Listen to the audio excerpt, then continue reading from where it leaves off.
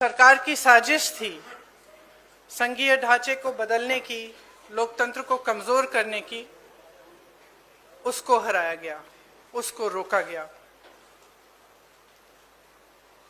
ये संविधान की जीत थी, देश की जीत थी और विपक्ष की एकता की जीत थी। और वो साफ साफ सत्ता पक्ष के नेताओं के चेहरों पर दिख रही थी, आप सबने भी देखा होगा।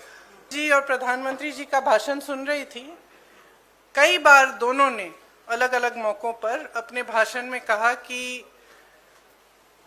आप लोग अगर इसके साथ सहमत नहीं होंगे तो आप कभी यहाँ नहीं बैठ सकते, आप कभी सत्ता में नहीं आ सकते, आप कभी जीत नहीं सकते।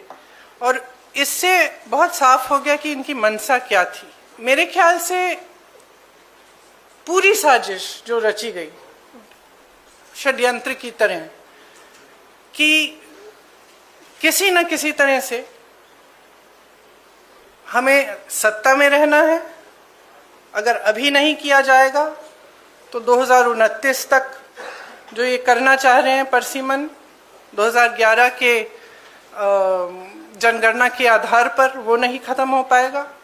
तो ये सब करने के लिए एक तरह से प्लान बनाने के लिए कि परमानेंटली हम सत्ता में कैसे रह सकते हैं और कैसे करें, महिलाओं का इस्तेमाल करके महिलाओं के नाम पर हम आरक्षण लें।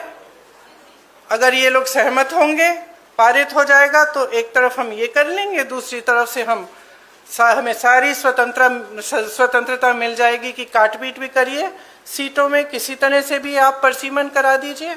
2011 के जनगणना के आधार पर होगा तो जाति जनगणना का भी कोई उनको रिकॉग्निशन नहीं लेना पड़ेगा। ये बहुत स्पष्ट है कि ये महिला आरक्षण बिल की बात नहीं थी, ये परसीमन की बात थी।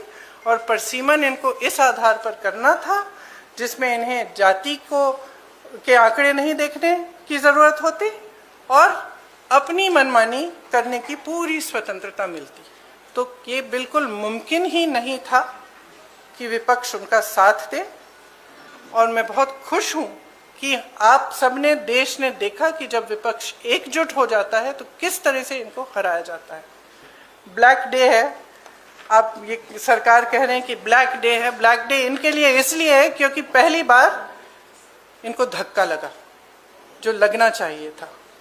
आज की महिलाओं की समस्याएं बहुत ज़्यादा बढ़ रही हैं, संघर्ष बढ़ रहा है। बेवकूफ़ नहीं है महिलाएं, सब कुछ देख रही हैं। वो पीआर, मीडियाबाजी वो अब नहीं चलेगी।